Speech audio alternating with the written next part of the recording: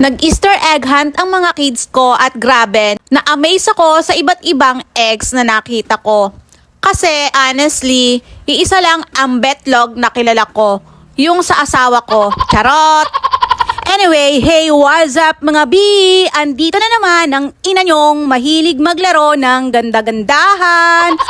For today's video ay samahan nyo kami mag-Easter egg hunt adventure kasama ang mga chikiting ko. Andito na nga kami sa venue. Dito kami nag-Easter egg hunt sa EJ Play and Campground. By the way mga B, nakapag-egg hunt na kami before sa Tansa Oasis 2 times na at sa Villa Excellence. Kaya today, i-check natin kung ok ba dito. And sa dulo ng video, i-rate ko ang experience namin sa bawat napuntahan namin para may idea kayo kung saan pinaka-bet mag-Easter egg hunt kasama ang kids. Ito nga pala yung registration fee para sa kids and companion.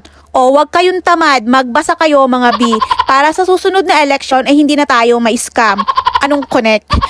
Anyway, I paid a total of 2,200 para sa aming apat. After kong kuhain yung ticket, wristband, name tag, and stub ng mga kids sa registration area, ay pinakuha na rin sa kanila ang Easter basket. Kasama na din yung kanilang materials para sa egg crafting. Sa pagmamadali kong mag-build up mga B, nagkamali ako ng hulog na ilagay ko lahat yung aming raffle tickets sa adult box. Hindi nagbasa ang ina nyo. Separate pala ang tickets para sa adult and kids. Anyway, wala naman na tayong magagawa dyan. Tuloy ang paghahanap ng mga betlog.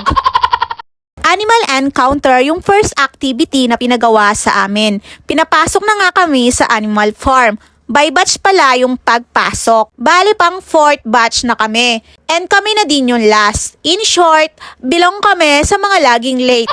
Para po sa ducks or goats po na pakakainin natin. Sa loob ng farm ay ito ang mga ginawa nila. Nagpakain sila ng goat.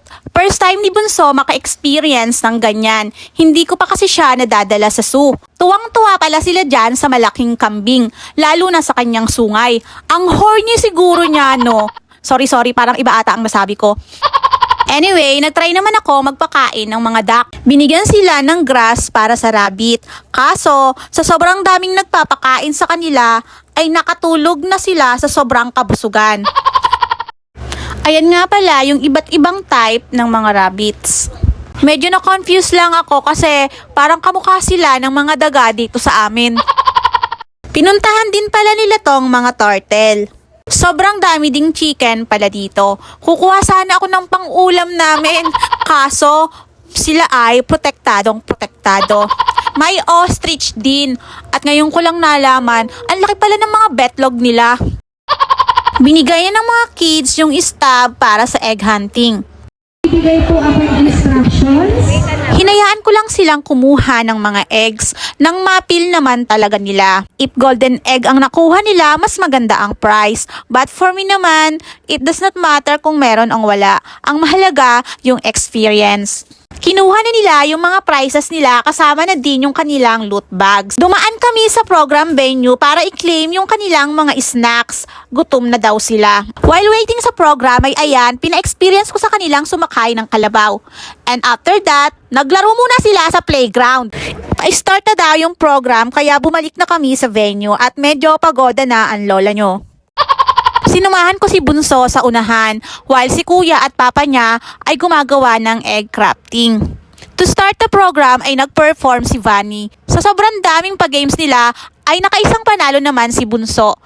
Sobrang dami nilang parapol mga B, lalong-lalo na sa mga kids. May magic show.